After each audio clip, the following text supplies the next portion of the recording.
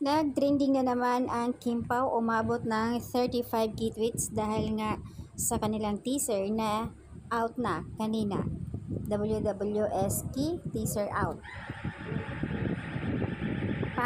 Paano ba naman kasi hindi lagi sila nagtitrending? Todo suporta talaga ang mga Kim Pao fans.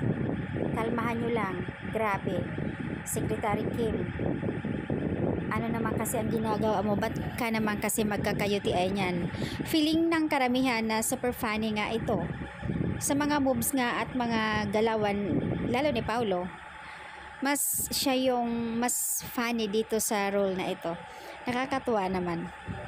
Kung salin lang nga daw ay masyado silang pananakit sa dibdib, iyakan, sampalan, at dito naman kabaliktaran sa WWSK, talaga naman funny ang kanilang series na ito. Samantala kanya-kanyang post, kanya-kanyang crop dito sa Twitter na ina-upload ng mga Kim Pao fans, pampakilig vibes. Sabi nga nila, ngayon nyo pa sasabihin kay Kimi ang paghahabol, haha. Sabi nga ni Pao kay Kimi, don't leave me.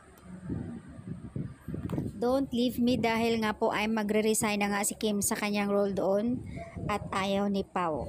Sim lang ba yan sa totoong buhay?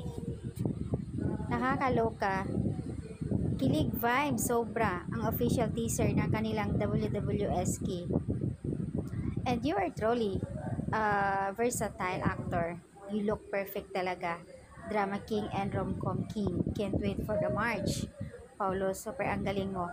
Nababagay nga sa kanya dito na tawagin talaga siya na ang angas ang dating talaga ni Pao. Kaya nababagay sa kanya ang role niya dito.